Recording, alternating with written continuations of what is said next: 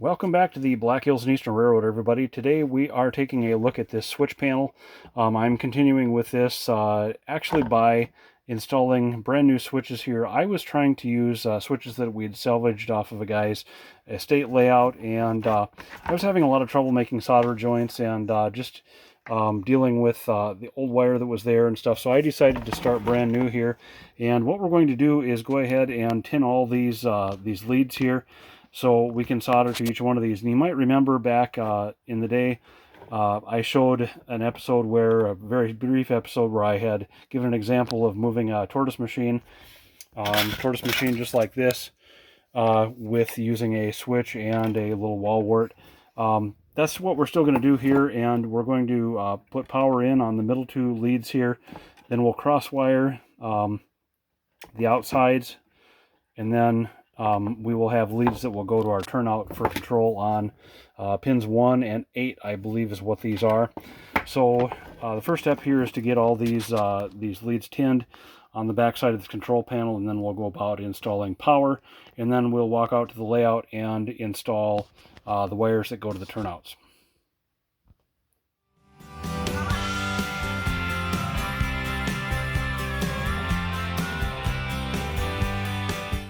So I think I found my stride here on wiring power wires to these switches on the back side of this board here.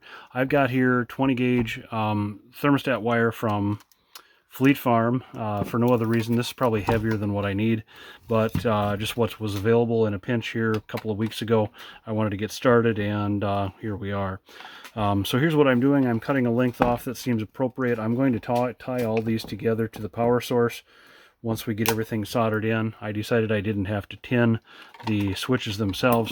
What I'm doing here is cutting a length and then stripping down just a little bit on the very end here, maybe a bit more than that.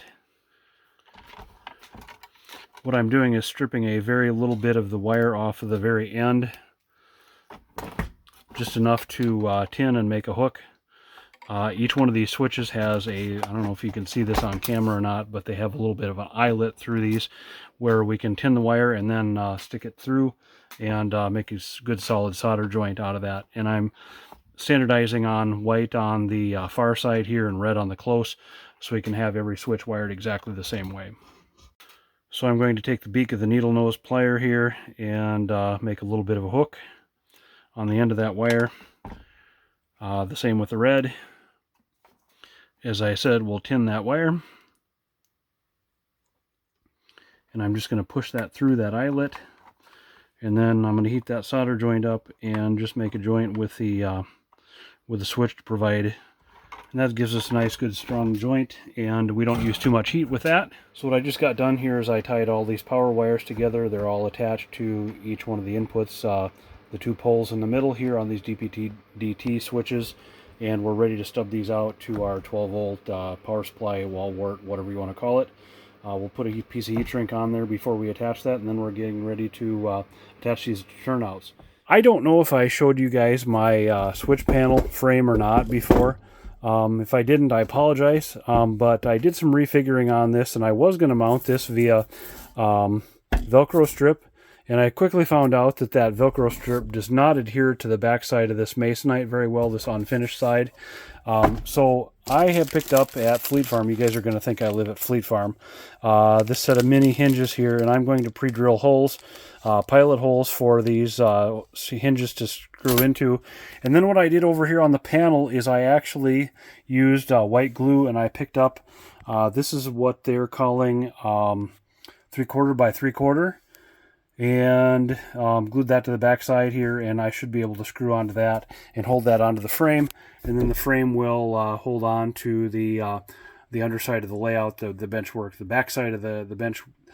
Let you guys take a quick look at the back side of this panel here now that I got these hinges mounted. I drilled pilot holes for these 4 screws on each hinge, and that seems to have come out really well here. Here's the front side. And what we'll do is we'll mount, like I said, that horizontal member there to the inside of the back side of the front of the benchwork on the layout. So it will, I guess, may need to take out this cross member here so we can lean back just a little bit more.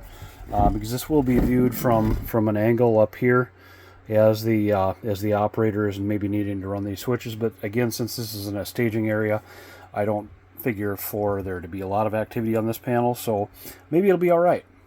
So the whole idea with the hinges here, they're pretty low cost, but there is a cost to everything. I wanted to be able to tip this panel down and be able to work on it, not only for installation, but if there's anything that comes up after the fact here where we have to do some work on this particular panel, and all the panels on the layout for that matter will be done like this. So here's where we're going to pull the pin on this particular episode. I'm leaving you with a little preview content here on things to come on the channel. I'm busy installing Tortoise machines. I'm busy getting them wired up and put on that panel. So I hope you'll join us in an upcoming episode for that content. If you like this content, smash that like button. Leave me a comment if you will. How did you do your switch panels? How do you plan to do your switch panels? Did you put a hinge on the bottom or some other way so that you can get in and make installation easier and or work after the fact? Subscribe for more, and hopefully I'll see you in the next one. Bye, guys.